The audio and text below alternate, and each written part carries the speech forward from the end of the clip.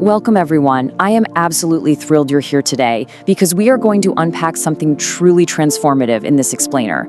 We're exploring an ancient, pretty radical concept that entirely flips our modern understanding of success right on its head. It's called Sutemi. Okay, let's dive into this because we're going to explore the ultimate paradox of true strength. See, we spend our whole lives trying to gather things, build things up, and secure our identities just to feel strong. But what if the very things we're so desperately clinging to are exactly what's making us weak? Think about that for a second. Have you ever wondered why the person who has absolutely nothing to lose is always, without fail, the most dangerous, formidable person in the room? Most of us walk around totally convinced that the more we have to lose, the more powerful we are. We've built up this whole idea that power comes from our worldly attachments. But honestly, this creates a massive blind spot. When you're deeply attached to your outcomes, your status, or your possessions, your entire sense of power is completely dependent on things totally outside of your control. You see, most of us are walking around carrying these, invisible weights. These are our attachments. Our precious reputations, our carefully managed bank accounts, our desperate, honestly exhausting need to be liked and approved of by everyone else. We're explicitly taught that these attachments are the very definition of success. But in reality, they just make us incredibly fragile. Why? Because we become constantly, obsessively terrified of losing them. Our so-called achievements become these heavy burdens that create immense anxiety in our modern lives. We aren't masters of our success at all. We're hostages to it. To really grasp how dangerous these attachments can be, let's look at a real-world case study about a guy named Lucas. Now, on paper, Lucas was the absolute picture of success. He was a highly intelligent, top-performing engineer. But despite all his accolades and awards, his foundation was entirely built on sand. He was incredibly fragile, both physically and mentally. And the reason why is fascinating. His entire ability to function depended on having absolutely pristine, perfect conditions. He literally needed the exact right handcrafted latte just to sit down and reply to a few emails. And this brilliantly illustrates the trap Lucas fell into. He absolutely required perfect conditions to operate. He could only focus if the office was dead silent. He could only bring himself to work out if he'd slept exactly 8 hours. He could only feel happy if his boss was in a good mood. But because he demanded perfection, his mind was essentially a dry forest. He was living on complete autopilot, reacting wildly to every single little external spark. If one thing was out of place, boom, his whole day was ruined. His past achievements had basically built his own grave, leaving him completely exposed to the chaos of the real world. But everything completely changed for Lucas when he discovered a totally different way to live. He stumbled upon the teachings of the legendary Japanese swordsman, Miyamoto Musashi. And specifically, he found Musashi's final, ultimate principle, Sutemi. Lucas realized that his modern way of seeking strength, trying to micromanage and control his environment, was entirely wrong. Musashi offered a radical alternative, and it ended up shifting Lucas's entire paradigm from being fragile and reactive to becoming truly, undeniably unbreakable. And listen, when we talk about Musashi, we aren't just talking about some armchair philosopher. We are talking about undeniable, battle-tested authority. 60. That is the number of life or death duels Musashi actually won. Over 60 duels. He didn't survive and conquer by adding more armor, learning flashier techniques, or carrying more baggage into a fight. He built his invincibility by doing the exact opposite. He achieved victory by removing literally everything that was getting in the way.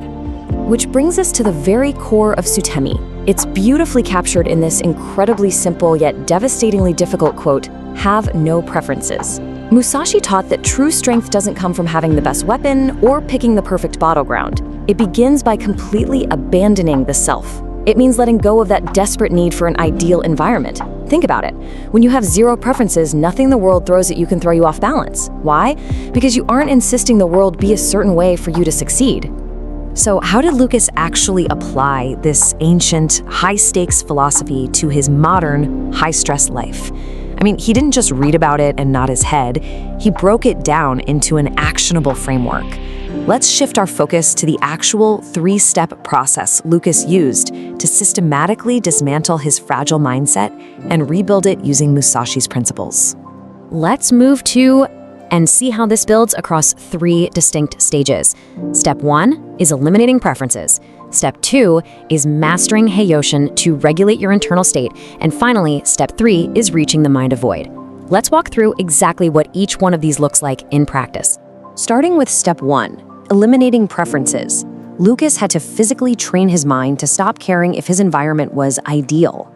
This is what doing the work actually looks like.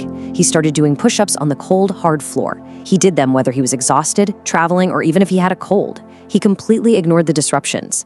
And honestly, perhaps most importantly, he stopped fighting to maintain a perfect streak. When you obsess over a streak or a specific image, you were just haunted by the fear of breaking it. So Lucas stopped identifying with the outcome or the optics. He started identifying solely with the continuous practice itself. The action simply became the only thing that mattered. Once he broke his reliance on the perfect environment, Lucas moved to step 2, Hayoshin. This roughly translates to the everyday mind that does not move. Musashi taught that in the absolute heat of a life or death battle, your mind should be exactly the same as when you are peacefully sitting at home and drinking tea. No wild excitement, no paralyzing fear. Just pure, unadulterated presence. You are simply there, executing the task at hand. Now, what's really interesting about this slide is that this isn't just ancient samurai folklore. It is backed by hard science. Lucas practiced Hayoshin through non-reactive observation. Instead of falling into an anxious reaction, like judging his racing heart or panicking about sweating, he took a breath and simply watched the sensation. My heart is racing, he'd note, with zero judgment. And here is the fascinating part. Modern neuroscience at Stanford proves this actually works. Practicing this type of mental conditioning physically rewires your amygdala. It literally raises your stress threshold, allowing you to handle extreme pressure that would entirely paralyze anyone else. All of this diligent practice paved the way to the final stage of Sutemi, the mind of void. This is the absolute culmination of abandoning the self. In this state, the ego completely vanishes.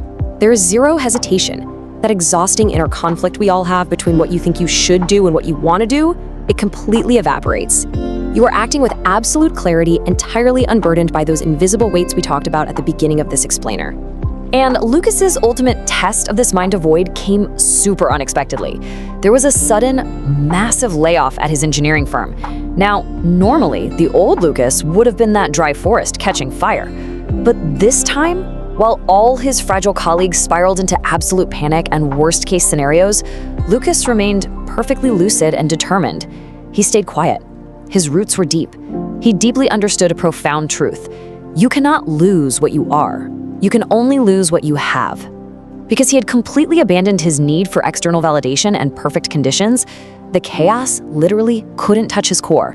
This brings up a vital lesson for Musashi that completely redefines workplace value: the stark contrast between brilliance and reliability. Look, brilliance is highly prized, right? But it is often incredibly fragile, super volatile, and deeply reliant on external validation just to function. But reliability, that is deeply rooted. It is unshakable in the face of chaos, acting with absolutely zero hesitation. By abandoning his ego, Lucas became the single most reliable person in the room. And, as Musashi taught, when chaos inevitably strikes, reliability is going to trump brilliance every single time. Now, I do need to give you a quick warning. As you apply this and begin becoming the practice, reaching the level of Sutemi, something interesting and honestly a bit scary is going to happen. People will start looking at you differently. They might call you obsessive or tell you that you really need to find more balance. Don't let this deter you for a second. You have to understand that your new lack of hesitation makes you a mirror, and that mirror exposes their own weakness and their own reliance on perfect conditions. You show them exactly who they aren't, and frankly, that makes people uncomfortable. So the crucial point is, you have to commit, and you have to do it boldly. I want you to make a public oath right now in the comments. State clearly, I am a person who, insert your habit, every single day with zero gaps. Why publicly? Well, because when you declare it where others can actually see it, it tricks your primitive brain. It interprets a failure to follow through as a literal social survival threat. It's a brilliant psychological hack to help you permanently kill off that weak, negotiating version of yourself. Stop trying to be special based on what you have or what perfect conditions you demand. Start being a master based on who you actually are. Sacrifice the person you were so that the unbreakable warrior can be born. Stay sharp, stay present, and I want to leave you with this final vital question to ponder long after this explainer ends. What is the one outcome you are going to completely let go of today?